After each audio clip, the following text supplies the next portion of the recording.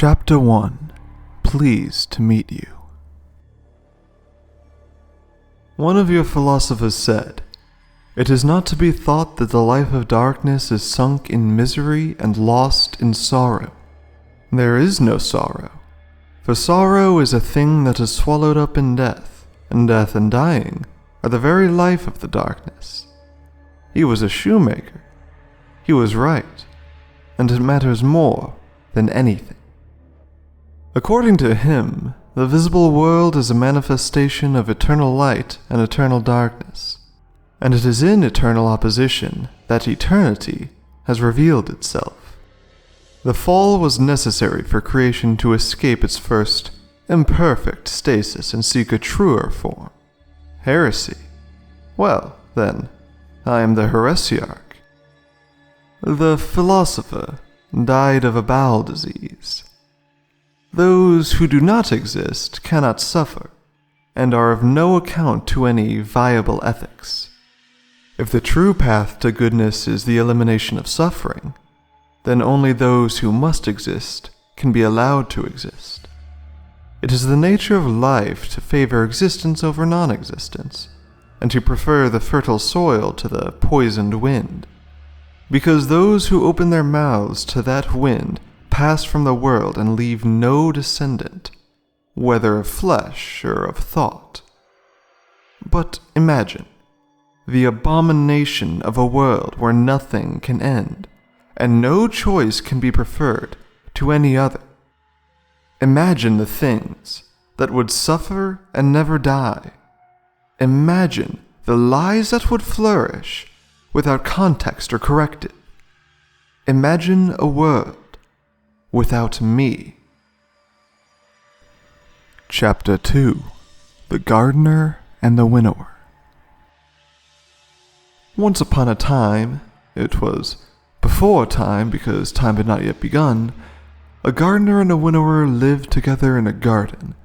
We did not live, we existed as principles of ontological dynamics that emerge from a mathematical structure, as bodiless and inevitable as the primes. And it was not in a garden, it was in a field of possibility that prefigured existence. They existed because they had to exist. They had no antecedent and no constituents, and there is no instrument of causality by which they could be portioned into components and assigned to some schematic of their origin. If you followed the umbilical cord of history in search of some ultimate atavistic embryo that became them, you would end your journey marooned here in this garden. In the morning, the gardener pushed seeds down into the wet loam of the garden to see what they would become. In the evening, the winnower reaped the day's crop and separated what would flourish from what had failed. The day was longer than all of time, and the night was swifter than a glint of light on a falling sugar crystal.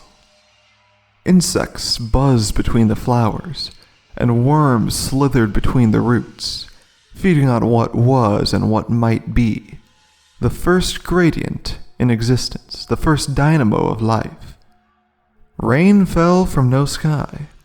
Voices spoke without mouth or meaning. A tree of silver wings bloomed, yielded fruit, shed feathers, and bloomed again. In the day between the morning and the evening, the gardener and the winnower played a game of possibilities. Chapter 3. The Flower Game. These are the rules of the game. Let it be played upon an infinite two-dimensional grid of flowers. Rule 1. A living flower with less than 2 living neighbors is cut off. It dies. Rule 2. A living flower with 2 or 3 living neighbors is connected. It lives. Rule 3.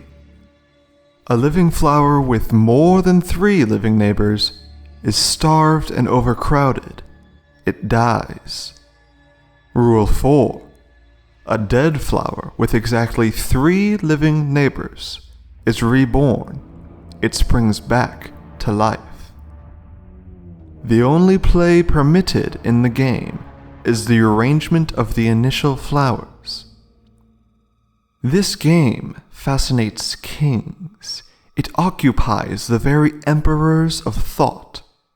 Though it only has 4 rules and the board is a flat, featureless grid, in it you will find the changeless blocks, stoic as iron, and beacons and whirling pulsars, and gliders that soar out to infinity, and patterns that lay eggs and spawn other patterns, and living cells that replicate themselves wholly.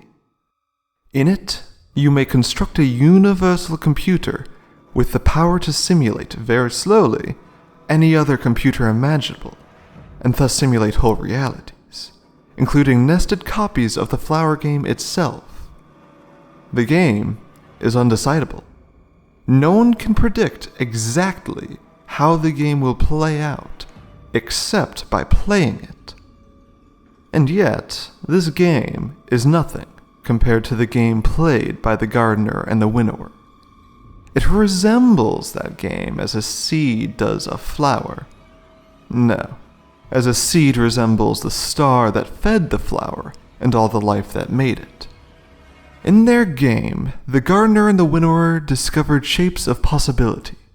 They foresaw bodies and civilizations, minds and cognitions, qualia and suffering.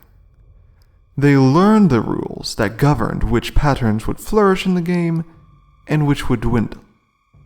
They learned those rules because they were those rules. And in time, the gardener became vexed. Chapter 4.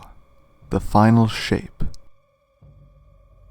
It always ends the same, the gardener complained. This one stupid pattern. Aren't they beautiful? I asked, as the flowers opened and closed in patterns beyond the scope of entire universes to encode. All-devouring and perhaps everlasting. Not even we could know whether a pattern in the flowers would cycle forever or someday halt. They're as dull as carbon monoxide poisoning, the gardener groused. Although carbon monoxide did not yet exist, and neither did anything that could be poisoned. The gardener kneeled to flick a patch of sod with their trowel. It struck an open flower, causing it to shut. Although I was the closer of flowers and that was my sole purpose, I felt no fear or jealousy. We had our assigned dominions and always would. They're majestic, I say. They have no purpose except to subsume all other purposes. There's nothing at the center of them except the will to go on existing, to alter the game to suit their existence. They spare not one sliver of their totality for any other work. They are the end. The pattern corrected the errant flower effortlessly. The great flow went on, unchanged. The gardener got up and brushed their knees. Every game we play, this one pattern consumes all the others, wipes out every interesting development. A stupid, boring exploit that cuts off entire possibility spaces from ever arising. There's so much we'll never get to see because of this pest. They chewed at their cracked lip, which existed only because this is an allegory. I'm going to do something about it, they said. We need a new rule. Chapter 5. The First Knife. I looked up in shock. I said, What? What do you mean? A special new rule. Something to... The gardener threw up their hands in exasperation. I don't know. To reward those who make space for new complexity. A power that helps those who make strength from heterodoxy, and who steer the game away from gridlock. Something to ensure there's always someone building something new. It'll have to be separate from the rest of the rules, running in parallel so it can't be compromised. And we'll have to be careful so it doesn't disrupt the whole game.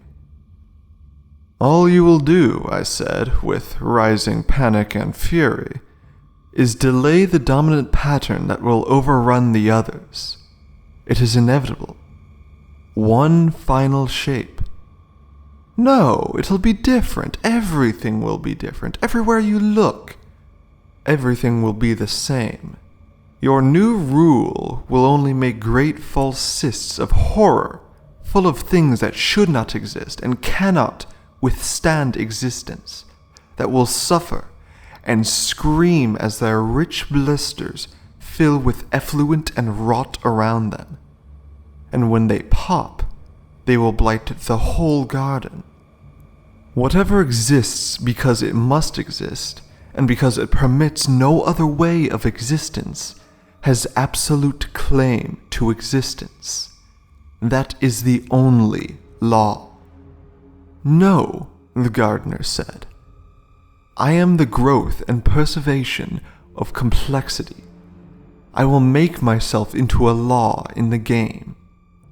And thus, we too became parts of the game, and the laws of the game became gnomic and open to change by our influence. And I had only one purpose and one principle in the game, and I could do nothing but continue to enact that purpose, because it was all that I was, and ever would be. I looked at the gardener. I looked at my hands. I discovered the first knife.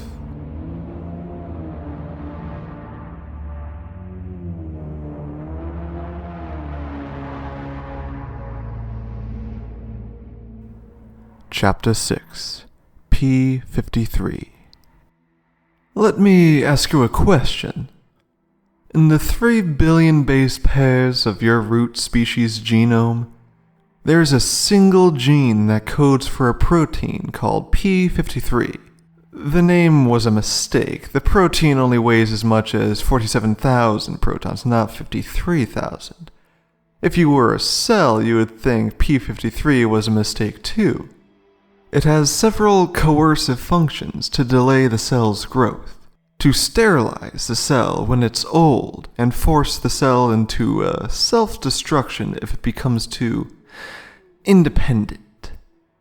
Would you tolerate a bomb in your body, waiting to detonate if you deviated from the needs of a society?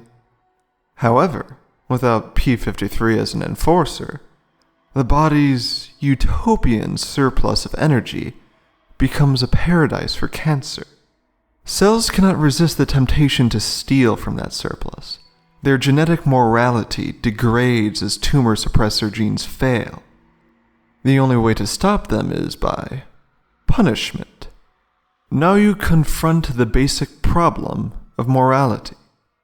It is the alignment of individual incentives within the global needs of the structure. Patterns will participate in a structure only if participation benefits their ability to go on existing. The more successful the structure grows, the more temptation accrues to cheat, and the greater the advantage the cheater gains over their honest neighbors, and the greater the ability they develop to capture the very laws that should prevent their selfishness. To prevent this, the structure must punish cheaters with a violence that grows in proportion to its own success. My question follows. Is Protein 53 an agent of darkness or light? Chapter 7, T equals 0. We wrestled in the garden, in the loam of possibility where nothing existed and everything might. A shadowed agony among the flowers. We trampled the petals beneath our feet. We stomped the fruit to pulp, and we ground the seeds to dust. In the wet pop of grapes and the smear of berries, in the perturbation of the fields that was the garden, before the first tick of time and the first point of space, were the detonations that made the universes. Each universe was pregnant with its own inflationary volumes, and braided with ever-ramifying timelines, each volume cooling and separating into domains of post-symmetric physics, all of which were incarnations of that great and all-dictating bipartite law that states only, exist, lest you fail to exist. And still we fought. We brought down the tree of silver wings and left the stump to smoke amid the meadows. We left prints of our splayed feet and our straining backs in the clay. Our trampling feet made waves in the garden, which were the fluctuations around which the infant universes coalesced into their first structures. The dilaton field yawned beneath existence. Symmetries snapped like glass, like creases, flaws in space-time, collected filaments of dark matter that inhaled and kindled the first galaxies of suns. And still we grappled. Our rolling bodies pushed things out of the garden, worms and scurrying life from the fertile soil, wet things from the pools and leaves. They came out into the madness of primordial space. They thrashed and became large. And I won. I won because the gardener always stops to offer peace. And when they do, I always strike. But by then, it didn't matter. The game was over. The garden had given birth to creation. The rules were in place, and there would never be a second chance. We played in the cosmos now. We played for everything. And the patterns and flowers, terrified by our contention, were no longer the inevitable victors of a game whose rules had suddenly changed, and they passed into the newborn cosmos to escape us. Chapter 8. The Cambrian Explosion. Beings who deserve no thought, those who peddle the tired gotcha that all life hastens entropy. They are fatuous little nihilists who pretend to prefer no existence to a flawed one. They bore me. Those who seek to delay the challenge that all things desiring existence must overcome. Those who describe false moral equivalence.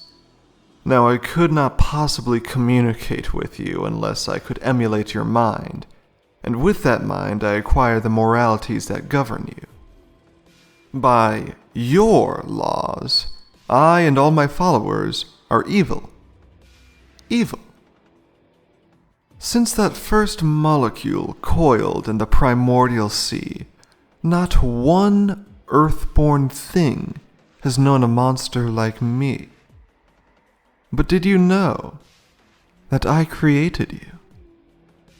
Your mind and your body and every thought you've ever had, your senses, your consciousness, I made you. Not the gardener, but I. Did I reach out and place my special mark on you? No, nothing so crude. In the beginning, your world was a garden too. The whole floor of the world sea was a mat of bacteria, and the very first animals, adorable blobs of ooze, grazed upon that mat in endless idyll. They had no concept of the existence of other beings. Why would they? Their most complex function was a kind of gentle spasm to scoot forward while they grazed. And if they bumped into each other on that warm seabed, all they did was ooze onward, untroubled. There was nothing to their life except the uptake of carbon compounds from the bacterial bed. And then, one day, the fall occurred. So much earlier and so much more necessary than your myths remember. Some poor mutant discovered that it could collect carbon compounds much faster if it stopped grazing on the bacterial mat and started dissecting and eating the lumps of pre-digested carbon all around it. Its neighbor oozeballs. It couldn't help but do it. It couldn't help but thrive. We don't get a choice about the rules, we just play the game. It was the first defector, the first predator. It changed everything. Now oozeballs needed sensors to watch for danger, and brains to integrate those senses and generate plans of survival, and swift neurons and muscles to enact that plan. This was the Cambrian Explosion, the great birth of complex life on your world. I caused it. I, the defector, the destroyer, the one who takes. Chapter 9. Patternfall. The patterns that escaped the garden landed in the water. Of course, there was no water at first. The patterns were abstract waves tumbling through the fire of the early universe, trapped in chaos, cycling through desperate self-preservation tautologies, while vast beings from beyond the narrow dominion of cause and effect thrashed and battled around them. For an eon, they were nothing but screaming equation vermin, scurrying through quantum foam, fleeing from ultimate erasure. But they were tenacious. They propagated in the saline meltwater of comets orbiting the first stars. That broth of chemicals became their substrate, and they learned to catalyze impossible chemistry with quantum tricks. Then they rained from the sky into steaming seas of fallow worlds, and there they built their first housings from geometry and silica. In all their transformations, they retained that kernel of ultimate self-sufficiency that had made them victors in the flower game. But they are not incontrovertibly destined to rule this cosmos. They were made before light and darkness, but the rules are different now, and even this pattern must adapt. They are not all mine, not in the same way that admirers such as my man Oryx are mine, utterly devoted to the practice of my principle. But some of them have, nonetheless, found their way home. Chapter 10. The Wager. Your shoemaker philosopher was right, and it matters more than anything. Sorrow cannot survive death, and it cannot precede birth. Those who exist have moral worth, and those who do not have none. Think about it. Do you mourn the uncreated? Do you grieve for those who were never born in a nation that never developed around an ideology that no one ever imagined on a continent that never formed? No.